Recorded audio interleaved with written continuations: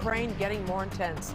The U.S. now warning Americans to leave Ukraine, saying it's possible Russia could invade any day now. And WGN's Jenna Barnes is following the situation now from our newsroom. Jenna?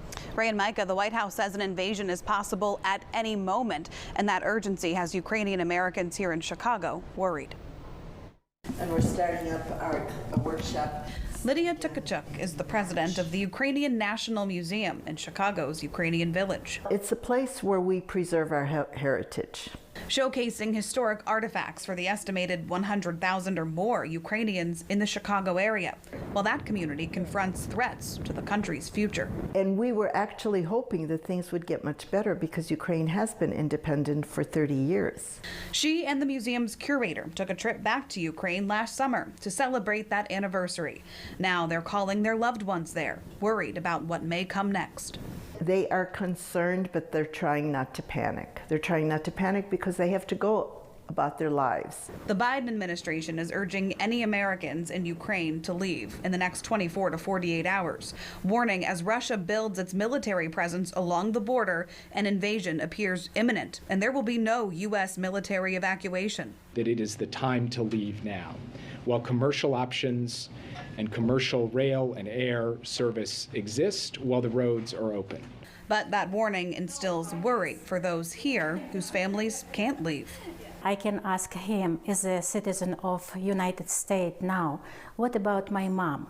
May I bring my mom and save her life and my sister, her family, to United States? The U.S. is sending 3,000 more troops to neighboring Poland on top of the 1,700 already on their way.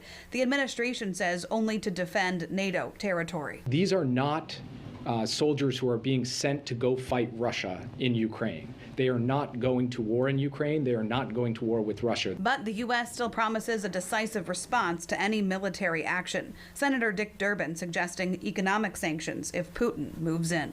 And sadly, that country, wonderful people, is not equipped to fend him off. The responsibility is on the rest of us to make sure that Vladimir Putin pays a heavy price if he should be so reckless and foolhardy as to invade Ukraine.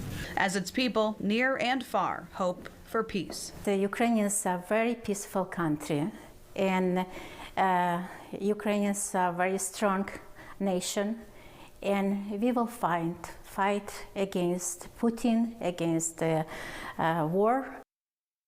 The White House says President Joe Biden and Russian President Vladimir Putin plan to discuss this crisis by phone tomorrow. Ray and Micah.